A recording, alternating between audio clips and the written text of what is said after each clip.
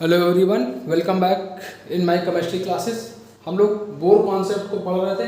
Bore बड़ी के नियम में हम लोग इलेक्ट्रॉनिक कॉन्फ़िगरेशन करने के लिए हम लोगों ने पीरियोडिक टेबल बना ली है। पीरियोडिक टेबल के हिसाब को इसलिए बनाया है क्योंकि हम लोग इसमें पीरियोडिक टेबल में हम लोग मैक्सिमम एलिमेंट का हम लोग यहाँ इलेक्ट्रॉनिक कॉन्फ़िगरेशन एक साथ देखने वाले हैं, ताकि हमारी जो अंडरस्टैंडिंग है वो बहुत स्ट्रांग बन जाए। और मैं ये मान के चल रहा हूँ कि आपको 30 तक एलिमेंट के नाम के साथ आपको याद हो चुके होंगे और आपने लिख लिए होंगे, ये टेबल आपने बना ली होगी।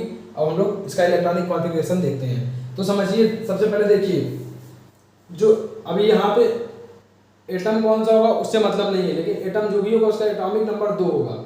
एटम जो भी होगा उसका एटॉमिक नंबर 10 होगा। इसी तरीके से 18, 36, 54, ठीक है, 54 और 86 और 118 है। तो इनके हम लोग इलेक्ट्रॉनिक कॉन्फ़िगरेशन देखते हैं। तो 2 का इलेक्ट्रॉनिक कॉन्फ़िगरेशन 2 होगा, 10 का 2,8 होगा, 18 का 2,8,8 होगा। समझते जाइए, बहुत आसान है। 36 का इलेक्ट्रॉनिक कॉन्फ़िगरेशन 2,8,18,8 होगा। 54 का इलेक्ट्रॉनिक कॉन्फ़िगरेशन 2,8, अब ये समझिए 18,8 होगा। 86 का देखिए 2,8,18,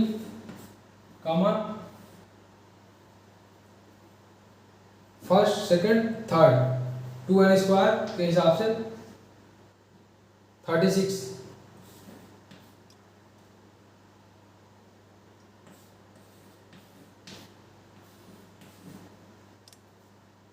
3 रखिए, 3 जा 9, 9 2 जा 18 और 4 रखिए, 4 जा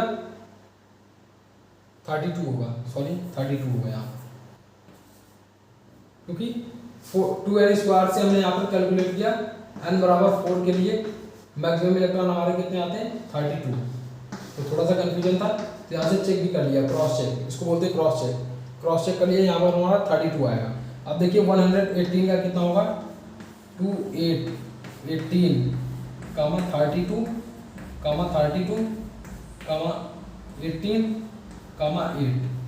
तो आप एक चीज़ समझते जाइए, 118 का देखिए इलेक्ट्रॉनिक कॉन्फ़िगरेशन क्या है। यहाँ पर देखिए 8 है, 8 के बाद 18 के बाद 32। तो आप समझिए इलेक्ट्रॉनिक कॉन्फ़िगरेशन, आप फिर से समझिए 118 के इलेक्ट्रॉनिक कॉन्फ़िगरेशन 2 को कॉमन है, 2 हटा दीजिए, 2 को आप छोड़ दीजिए। अब यहाँ देखिए, यहाँ पर 8 है तो यहाँ पर भी 8 है, सिमेट्री देखिए सेम है। यहाँ पर 18 है तो यहाँ 18, यहाँ 32 तो यहाँ 32।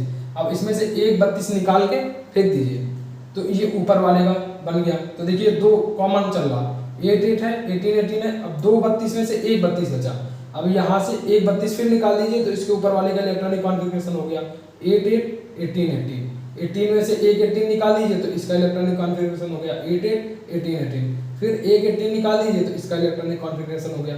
फिर एक 8 को निकाल दीजिए, इसका इलेक्ट्रॉनिक कॉन्फ़िगरेशन हो गया। फिर एक 8 को निकाल दीजिए, तो इसका इलेक्ट्रॉनिक कॉन्फ़िगरेशन हो गया। तो ये देखिए, जब आप इस तरीके से समझेंगे तो आपको ऑर्डर में समझना आसान होगा। तो यहाँ पे थोड़ा सा एक कन्फ्यूजन हुआ था कि यहाँ पर 36 मैंने लिख दिया था, क्योंकि मुझे लगा कि n बराबर 4 के लिए मैक्सिमम इलेक्ट्रॉन 36 होंगे, लेकिन यहाँ पर जब कैलकुलेट किया तो n की जगह 4 रखा। 4 का स्क्वायर 16 होगा और 16 2 जा 32। तो यहाँ पर हमें समझ में आया 32 होगा, तो उससे कोई वो बड़ा बिग इशू नहीं है। अब ये समझिए, ये जो हमारी इनर्ट गैसें हैं उनका बोर-बड़ी के नियम से ये होता है इलेक्ट्रॉनिक कॉन्फ़िगरेशन। अब इसी इलेक्ट्रॉनिक कॉन्फ़िगरेशन में आप समझिए, इसमें से मैं अगर 1 कम कर दूँ तो ये इलेक्ट्रॉनिक कॉन्फ़िगरेशन इसका हो जाएगा। देखिए सर, 2 में से 1 गया तो इसका इलेक्ट्रॉनिक कॉन्फ़िगरेशन हो गया।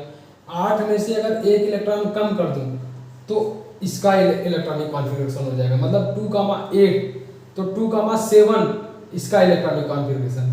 17 का 2,8,7 17 का। 35 के लिए बस यहाँ 7 लिख देना है, 2,8,18,7 तो ये 35 का इलेक्ट्रॉनिक कॉन्फ़िगरेशन हो गया।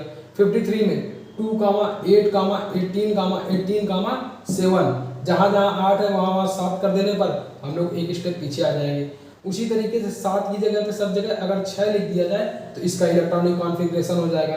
मतलब इसका इलेक्ट्रॉनिक कॉन्फ़िगरेशन 2,6, 2,8,6 16 का, 34 का 2,8,18,6 इसका हो गया इलेक्ट्रॉनिक कॉन्फ़िगरेशन।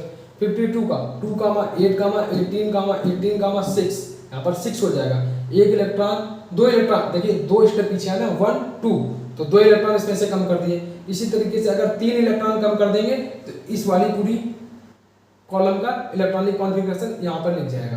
तो उसके लिए क्या करना होगा, आप ये देखिए 7 का 2,5, मतलब सब जगह जहाँ 8 लिखा है सब जगह अगर 5 लिखते चले जाएं तो इस वाली लाइन का इलेक्ट्रॉनिक कॉन्फ़िगरेशन आ जाएगा। तो आप देखिए कितना इजी है। इसी तरीके से मैं बोला था अगर आप एक बार पीरियोडिक टेबल बना लेंगे तो आप सभी का इलेक्ट्रॉनिक कॉन्फ़िगरेशन कर लेंगे। उसी तरीके से इसका इलेक्ट्रॉनिक कॉन्फ़िगरेशन और इसका इलेक्ट्रॉनिक कॉन्फ़िगरेशन, तो 2,3 मतलब सब जगह अगर 3 लिखते चले जाएंगे तो इस वाली रो का कॉलम का इलेक्ट्रॉनिक कॉन्फ़िगरेशन हो जाएगा। ये सिर्फ हम लोग पी ब्लॉक तक ही रहेंगे, पी ब्लॉक से पीछे नहीं आ सकते हैं।